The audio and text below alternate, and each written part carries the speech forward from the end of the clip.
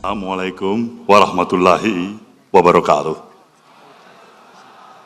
Selamat malam dan salam sejahtera untuk kita semuanya. Majelis Tinggi beserta dengan seluruh anggota, seluruh fungsionaris DPP, DPW, DPD, para bakal calon legislatif, beserta Rakernas yang saya banggakan, hadirin dan hadirat yang saya muliakan. Tanpa terasa, kita telah melalui menjelang 3 hari penuh pelaksanaan Rakernas yang telah kita laksanakan di tempat ini.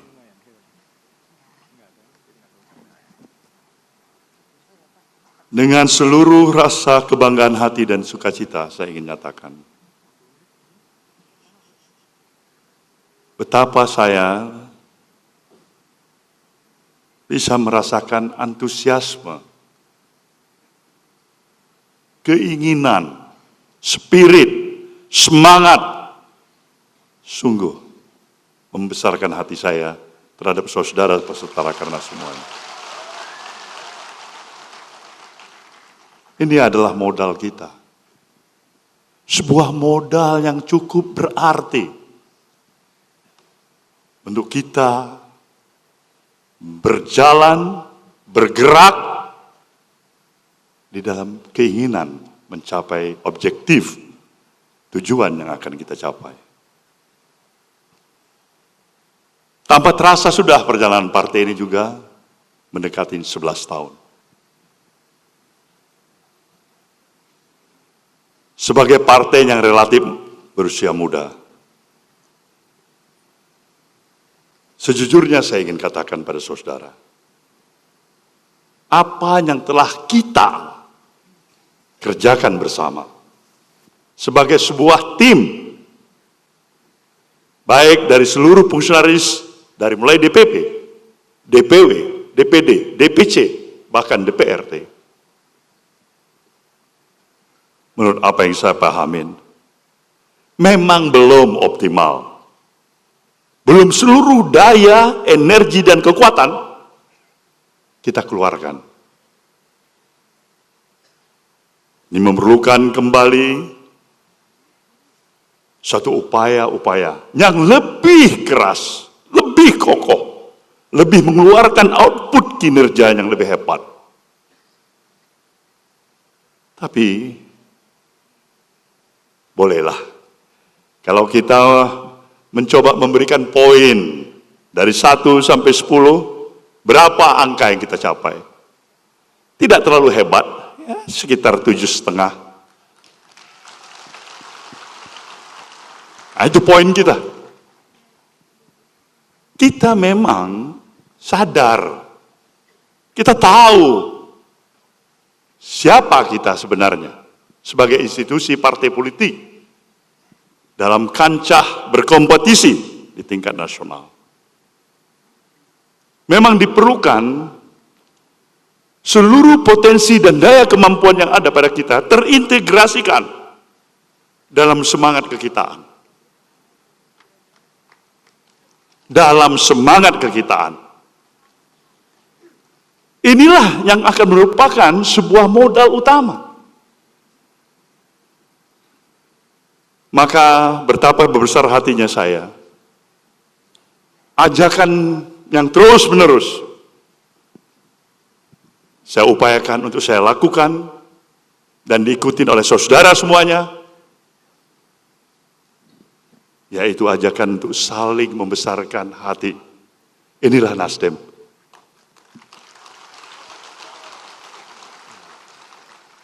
Inilah suasana kebatinan di partai ini. Dan inilah apa yang saya harapkan ketika saya mendirikan partai ini. Suasana kekitaan. Kita saling membesarkan hati. Ini adalah suatu kekuatan. Nah, energi positif yang seperti inilah yang saya yakinin akan bisa memberikan arti ketika kita ikut memberikan kontribusi pemikiran-pemikiran kita kepada masyarakat. Kita bisa berbicara dalam banyak hal dan aspek-aspek apa saja yang ada dalam kehidupan ini. Ketika itu dimulai dengan suatu nawah itu, niat baik, ketulusan, kejujuran, dan didampingi dengan kemampuan knowledge yang profesional. Insya Allah, berapa besar pun tantangan yang di depan kita, insya Allah itu akan mampu kita hadapi.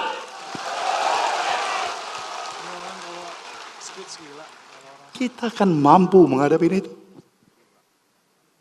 Kita tahu kita masih dalam usia belia yang amat belia.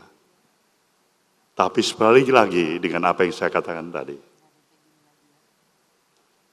ketika kita menyadari di mana sebenarnya kekurangan yang ada pada diri kita, dan dalam semangat kekitaan, maka insya Allah kita akan berhasil berkompetisi.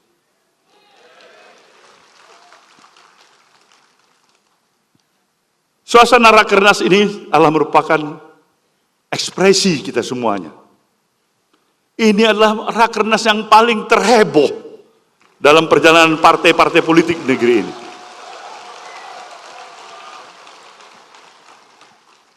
Luar biasa.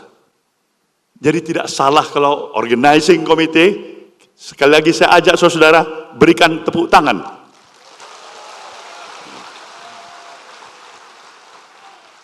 Tapi bukan hanya itu, pemikiran-pemikiran, konsepsi, gagasan, hingga melahirkan rekomendasi apa yang ada di tangan saya ini. Itu juga sebuah perenungan hasil keras daripada kawan-kawan, saudara, steering committee. Kita berikan tepuk tangan juga.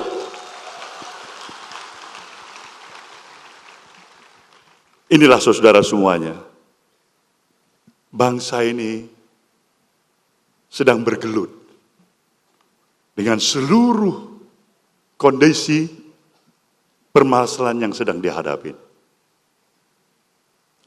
Kita mempunyai sebenarnya modal besar dalam apa yang kita miliki sebagai suatu bangsa. Saya pernah katakan dan berapa kali saya katakan, tidak semua bangsa-bangsa lain di permukaan bumi ini mendapatkan anugerah yang begitu luar biasa dari Sang Maha Pencipta, seperti kita di Indonesia ini.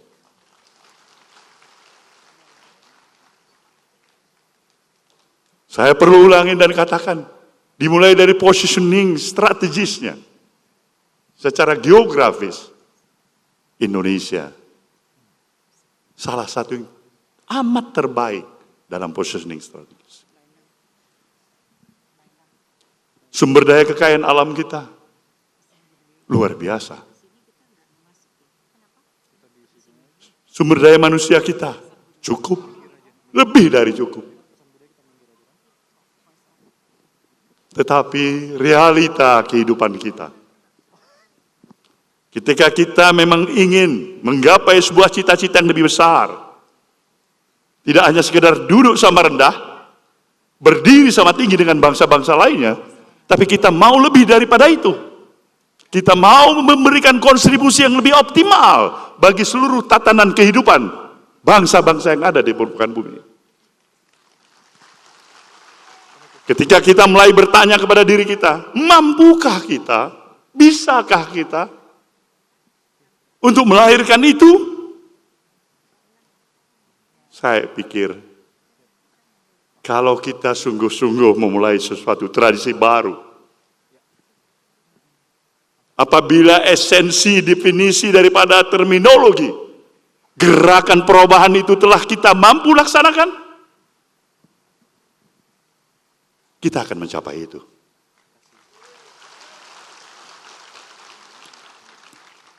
Tetapi realita kehidupan yang ada dalam interaksi sosial membuat kita harus bisa menerima fakta objektif yang ada.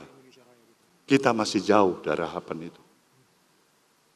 Negara dengan produksi minyak yang terbesar misalnya, palm oil, nah kita kesulitan minyak goreng berbulan-bulan.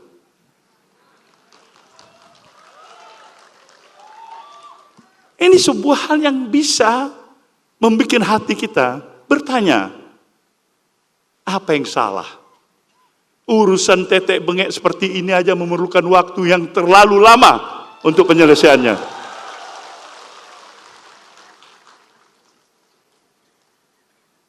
Inilah saudara, kenapa kita harus terus-menerus berjuang untuk membawa misi gerakan perubahan ini. Karena esensi utama daripada gerakan perubahan itu adalah perubahan sikap mental dari seluruh apa yang kita miliki. Jadi kita memang harus berterima kasih kalau ada ustadz kita, ulama kita seperti Dasat Latif ini.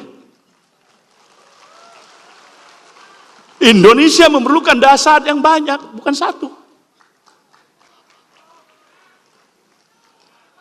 Kenapa saya katakan begitu? Kita simak pikiran-pikirannya. Kita dengar ajakannya. Indonesia membutuhkan itu. Ajakan-ajakan yang memberikan kesejukan hati. Ajakan yang memberikan rasa optimisme. Dan sedikit banyaknya juga mengandung humoris. Membuat jiwa kita hidup. Tapi ketika sebaliknya, Ustadz hanya menghakimin kita, kamu akan masuk neraka, pasti masuk neraka, kita pun lemas. Apa ini Ustadz ini mau? Bisa memfitoge mengajak kita untuk masuk neraka. Siapa dia? Membuat terminologi definisi. Islam itu adalah Islam yang harus mampu untuk mengusir para kafir. Jangan dekat-dekat, tidak boleh bergaul, tidak boleh bersalaman, karena itu lain agama dengan kamu. Aduh, hancurlah hati kita. Ini permasalahan kita. Tuduhan-tuduhan yang penuh dengan sinisme, cynical. Propaganda-propaganda yang negatif. Ini yang kita makan sehari-hari. Melalui kemampuan, kemajuan teknologi yang kita serap dalam praktek kehidupan keseharian kita. Dengan mempergunakan sosial media misalnya. Jadi ini adalah problematik kita sebagai satu bangsa. Maka diperlukan upaya yang terus-menerus secara konsisten. Ajakan-ajakan yang membesarkan hati kita. Kita adalah bangsa yang besar. Siapa yang harus berperan untuk bisa mendapatkan referensi yang berarti agar diikuti oleh masyarakat kita? Saya pikir bukan hanya para ustadz. Tidak cukup. Para ulama tidak cukup. Pemerintah tidak cukup. Partai-partai politik apalagi. Ini adalah merupakan misi dan tugas kita sebagai satu bangsa. Tetapi bagaimanapun diperlukan kepala lokomotif yang menarik gerbong lokomotif itu. Disinilah peran para elit-elit bangsa ini, para pemuka-pemuka bangsa. Pemuka-pemuka bangsa sebetulnya yang perlu menjadi catatan kita, tidak banyak yang diminta oleh masyarakat. Satu hal yang pasti dirindukan. Apa itu? Keteladanan. Keteladanan. Maka ketika semangat praktek keteladanan ini semakin hari semakin tergerus, menangislah bangsa ini. Ketika para pemuka bangsa ini, pemimpin-pemimpin bangsa ini, termasuk pemimpin-pemimpin institusi partai politik,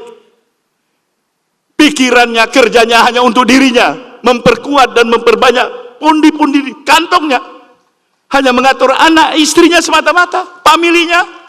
Menangislah republik ini, saudaraku semua.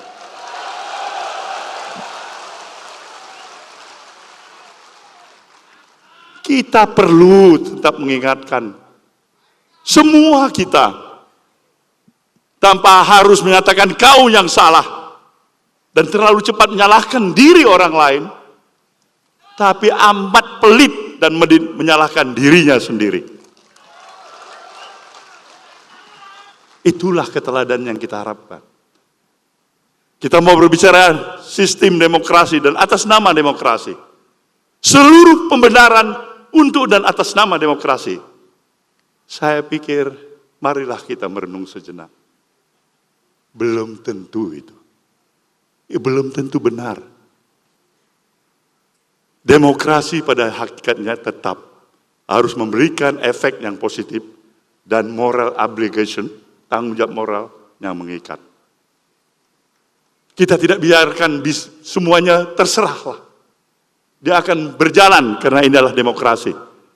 Pemilu, pilpres secara langsung. Pilkada gubernur, bupati, wali kota secara langsung. Bukanlah jaminan akan melahirkan pemimpin-pemimpin yang genuine.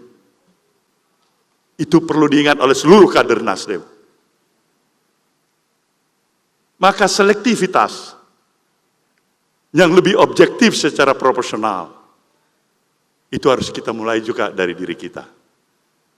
Kalau sekedar hanya mencalonkan saja, berdasarkan pertimbangan-pertimbangan pragmatisme, menangislah negeri ini. Pertimbangan kita harus lebih bisa mendasari pikiran-pikiran yang lebih objektif untuk kepentingan yang lebih besar. Bukan juga hanya kepentingan hari ini, tapi juga menyangkut kepentingan hari ini, hari esok, dan masa depan anak cucu kita. Indonesia memerlukan pikiran-pikiran ini. Tantangan kita begitu kompleks. Kita hanya mengandalkan sumber daya kekayaan alam yang kita miliki. Kita mensyukurin itu. Tapi itu sudah bukan lagi merupakan modal kapital aset yang utama dalam berkompetisi di dunia ini. Banyak negara-negara lain yang tidak memiliki kekayaan sumber daya alamnya. Mereka bisa mengatur negara-negara yang sumber daya kekayaan alamnya lebih hebat. Dan itu tidak boleh terjadi di negeri kita ini sepanjang ada Partai Nasdem. Inilah wujud dan bentuk nasionalisme kita. Kita sayang pada negeri ini. Untuk merefleksikan sayangnya kita, maka kita harus tetap menjaga kewarasan berpikir, logika kita yang sehat. Kita boleh kurang dalam banyak hal, tapi jangan permainkan akal sehat, saudaraku semuanya. Maka Nasdem mengingatkan, Indonesia adalah milik kita. Akal sehat itulah harus tetap terjaga. Dan pikiran-pikiran yang penuh sinisme, tuduhan-tuduhan yang tidak berdasar, fitnah, saya pikir itu menambah beban bagi bangsa ini. Rakernas ini jelas mengambil tema meneguhkan komitmen kebangsaan kita. Dari sini kita bergerak untuk memulai memberikan penjelasan sebenarnya kepada masyarakat. Kita sayang pada negeri ini. Kita sayang pada keluarga kita. Tetapi kita lebih sayang juga pada masa depan anak cucu kita. Maka pemilu yang akan kita hadapin pada tahun 2024 yang akan datang, sewajarnya lah Nasdem harus bisa mempersiapkan diri sejak dini hari. Presidential threshold yang 20% sebagai persyaratan untuk mengusung siapapun yang dicalonkan sebagai calon presiden, hari ini belum kita miliki. Kita memiliki kemampuan, ide dan gagasan yang ada. Tapi kita harus menerima realita, persyaratan yang ada. Nah, di sini kita harus pintar-pintar membaca situasi yang ada. Kita harus mampu bagaimana agar idealisme yang ada pada diri kita tetap harus terjaga. Tapi partai ini, saya harapkan dia bisa menapak lebih hebat lagi ke depan untuk mendapatkan pengakuan. Tidak salah kalian berada di Nasdem.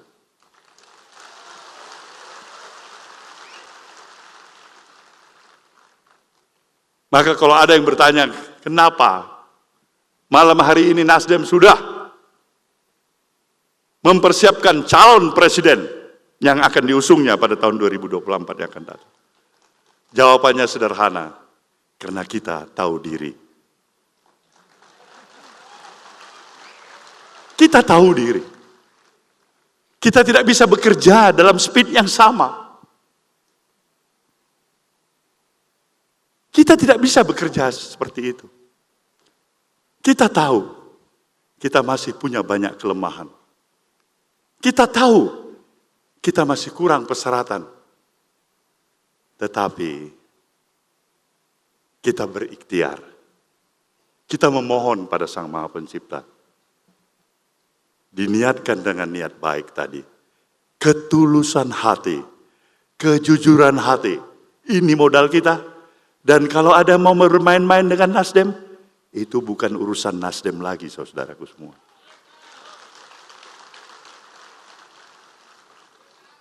Inilah kita.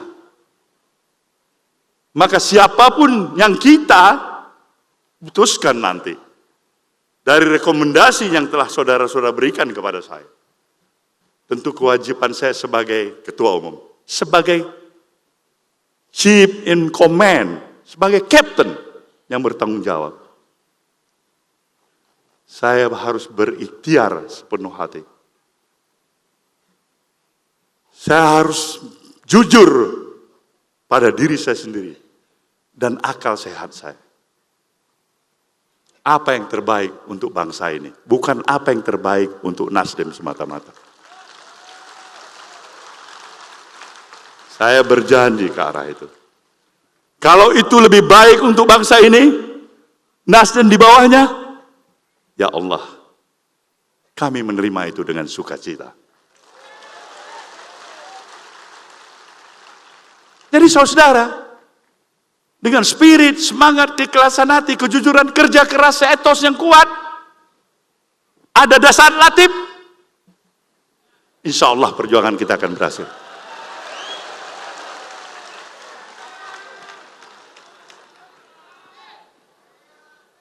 Maka tantangan demi tantangan, dari satu persoalan yang kita hadapin selesai, dalam kehidupan ini, bersiaplah kita menghadapi persoalan baru. Dan itulah sebuah siklus kehidupan. Partai ini terus bergerak, membawa political gagasan yang ada, diiringin dengan niat baik tadi. Saya harus nyatakan pada saudara, kalau kita mau menang, bekerjalah dengan kejujuran hati. Karena saya yakin dan percaya, arah angin sejalan dengan keinginan Nasdem. Arah angin perubahan, saudaraku. Arah angin perubahan. Ini yang harus bisa kita baca. Sebuah tanda-tanda emosi publik yang dekat dengan nuansa cara berpikir Nasdem, itu adalah modal besar. Bersiap-siaplah ke arah itu. Tapi marilah kita menjaga komitmen diri kita bersama.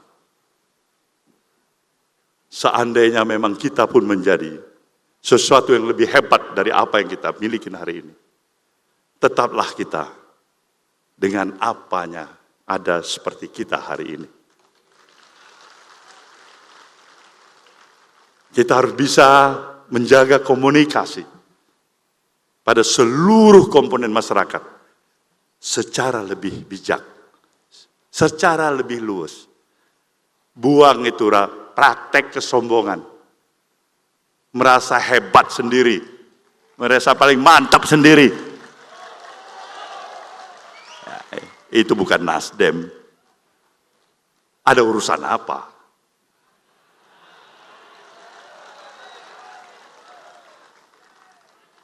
Kita tidak pernah untuk merendahkan dan berniat mengurangi rasa respek dan hormat kita kepada siapapun itu.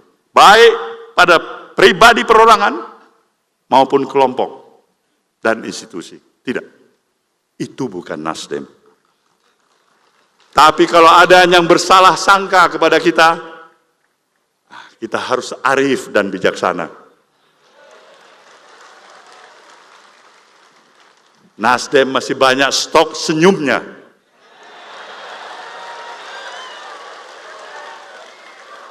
Nasdem harus terbiasa dengan humor, dengan canda, dan tertawa dan berpolitik dengan sukaria. Itu jauh lebih baik.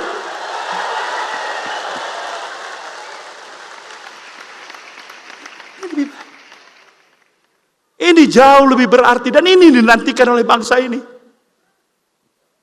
Politik merendahkan satu sama lain, sombong dengan kesombongan yang pada diri. Saya pikir mulai dari seorang Ustadz Dasar Latif, termasuk saya, dan banyak lagi rakyat Indonesia menyatakan, sudah salah budak ini. Apa yang mau kita tiru dari semangat berpikir seperti itu? Dengan modal kesombongan seakan-akan yang paling benar, paling hebat, paling kuat, paling berkuasa. Tidak ada itu artinya bagi Nasdem, saudaraku.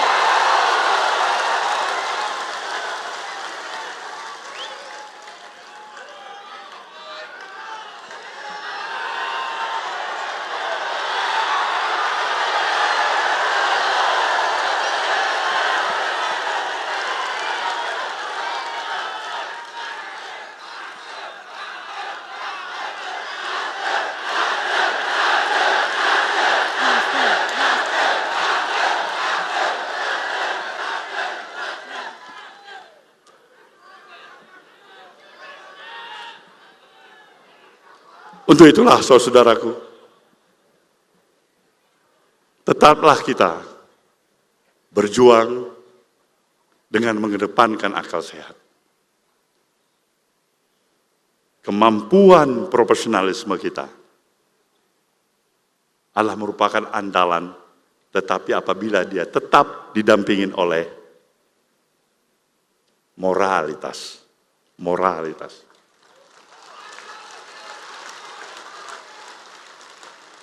Inilah sebenarnya yang kita harus miliki. Satu gubernur bersama kita cukup, tapi bisa juga amat tidak cukup sama sekali. 10 bupati pada kita cukup, tapi bisa juga dikatakan tidak cukup sama sekali. Tetapi jauh lebih baik kita memiliki satu gubernur, ketua DPW, punya komitmen yang kuat untuk Nasdem, daripada kita memiliki 10 gubernur yang juga tidak merasa dirinya Nasdem.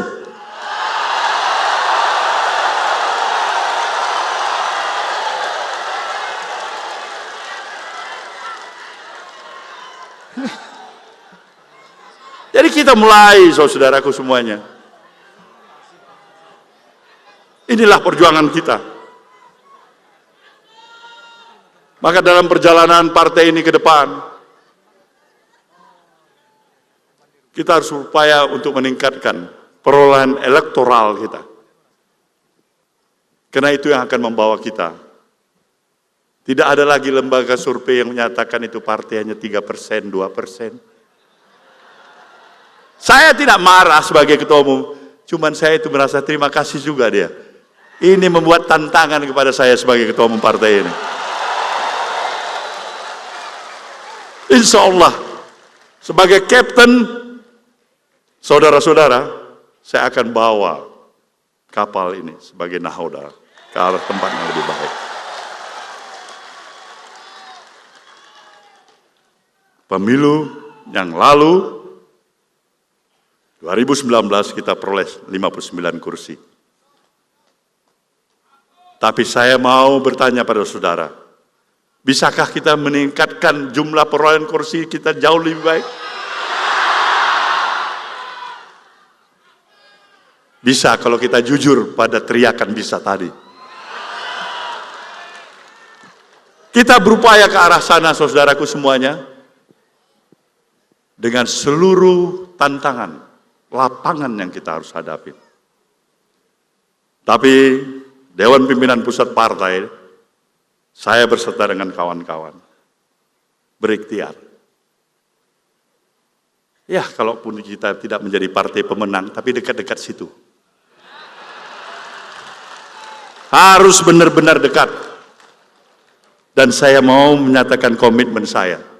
Dan saya membutuhkan dukungan saudara semuanya.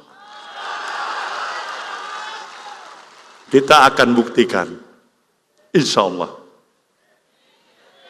Nasdem tidak salah. Nasdem adalah pilihan yang terbaik. Maka dari itulah saya mencoba membuka rekomendasi yang ditujukan kepada saya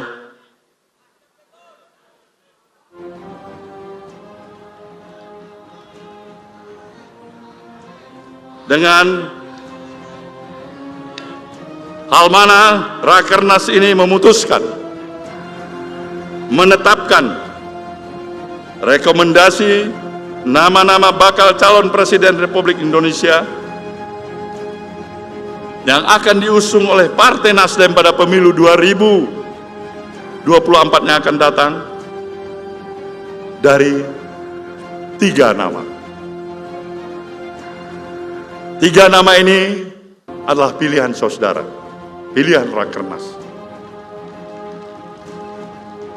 Saya harus mengingatkan, tidak ada yang kurang satu sama lain di antara 3 nama ini. Tidak ada yang kurang. Nilainya sama di mata saya sebagai Ketua Umum DPP. Urutannya boleh 1, 2, 3, tapi itu adalah berdasarkan urutan abjad. Kualifikasinya sama, dan itulah komitmen saya dan penghargaan saya kepada saudara di Rakernas ini.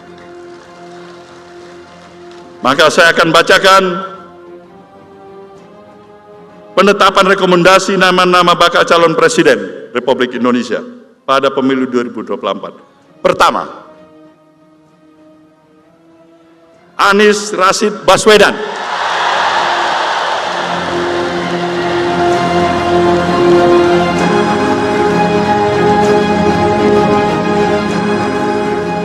Kedua, Muhammad Andika Perkasa.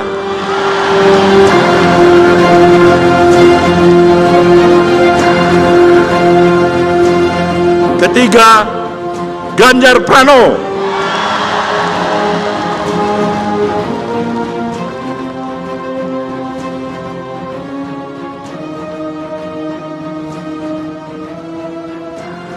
Saudara, kita telah menetapkan 3 kandidat bakal calon Presiden Republik Indonesia pada pemilu 2024 yang akan datang. Nasdem, cipta demokrasi yang adil, membangun negeri dengan Bhinneka Tunggal Ika, junjung tinggi Pancasila. Nasdem, Nasdem, Nasdem, adil, makmur dan sejahtera, itulah arah bangsa masa depan gemilang Indonesia jaya. Nasdem, Nasdem, Nasdem, adil, makmur dan sejahtera. Dari 3 nama tadi, kursi presiden hanya 1. Kursi presiden hanya 1. Seandainya kursi presiden itu ada 3, ketua umum tidak perlu berpikir apa-apa lagi. Tapi hanya 1. Undang-undang akan memilih juga 1 calon presiden kita. Insya Allah kita akan tetapkan 1. Waktu dan tempatnya kita cari hari baik, bulan baik.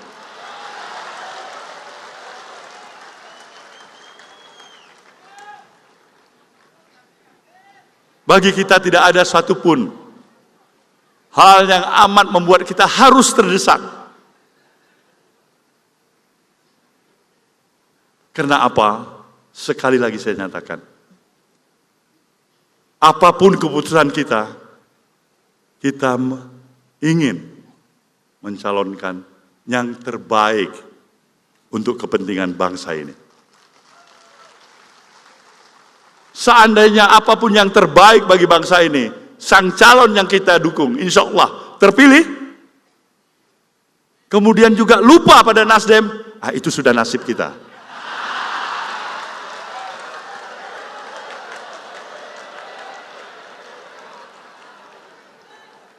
Kita boleh terus-menerus membangun kemampuan dan kekuatan yang ada pada diri kita, yaitu dengan 2 aspek sekaligus. Yang pertama, berharap pada yang terbaik. Yang kedua, mempersiapkan diri pada hal yang terjelek. Inilah realita kehidupan. Kita masih hidup pada realita kehidupan. Bagaimanapun idealisme kita yang ingin kita perjuangkan, tetaplah kita berpijak pada realita kehidupan yang kita miliki. Maka saudaraku, insya Allah kita akan memberikan yang terbaik bagi bangsa ini. Pemilu 2024 adalah merupakan momentum yang amat sangat berharga bagi kita sebagai institusi partai politik. Masih banyak pekerjaan rumah kita. Pikiran-pikiran gerakan perubahan untuk merestorasi Indonesia. Mungkin baru 1% yang kita lakukan. Kita masih berutang pada komitmen kita untuk membangun kekuatan kehidupan kemaslahatan masyarakat dengan membawa pikiran-pikiran gerakan perubahan restorasi.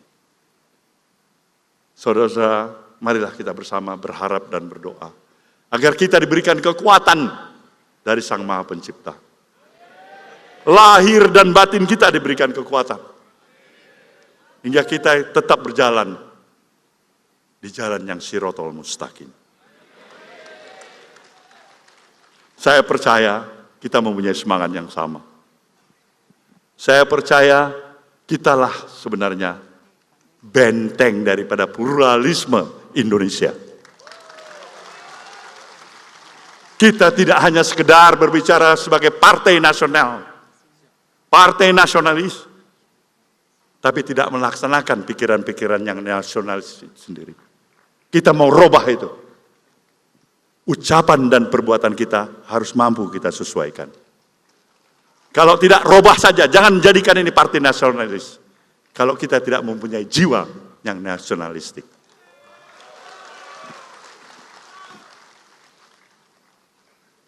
Saudara, sampaikan salam hangat saya pada seluruh keluarga kita sekembalinya saudara ke rumah. Katakan bahwasanya perjuangan kita masih panjang. Tapi kita berhak untuk melangkah lebih maju lagi. Dukungan keluarga amat kita butuhkan. Dukungan masyarakat mutlak harus ada pada kita. Insya Allah kita akan membawa kemenangan pada masa-masa perjuangan kita ke depan. Selamat berjuang saudaraku.